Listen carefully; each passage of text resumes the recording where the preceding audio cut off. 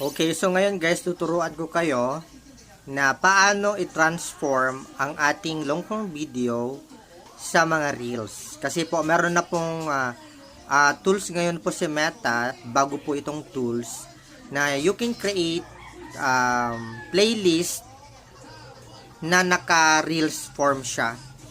Yan po ang magandang update po ngayon ni Meta, 'di ba?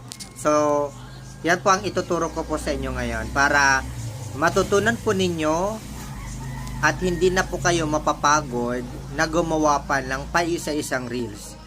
So, malaki po yung chance and visibility po ninyo sa mga audience po ninyo na makita kayo sa kanilang mga newsfeed or wall, 'di ba?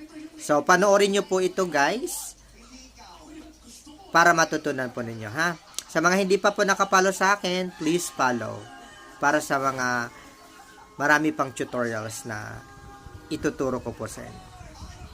Yan. Alam nyo ba guys na pwede na nating gawin yung long form video ng maraming reels video. Kailangan nyo lang guys i-on itong create playlist from your video. Okay, pag binuksan mo yan, ito yung lalabas. Okay? So, reels and short videos get more views. You may miss out on growth if you don't post reels 90 seconds or less. Ito yan guys. Sabi dito, how does it work? Once you publish a video longer than 90 seconds, we'll try to determine where there are speech gaps and cut it at those points. The reels will then be automatically added to your playlist that will be published. Ito guys, kailangan nyo lang i-on itong create playlist from your video.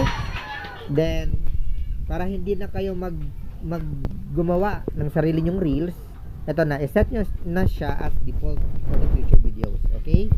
So, yan po ang isa pa sa tip po na pwede ko pong maibigay po sa inyo. Okay? Maraming salamat guys. Follow for more.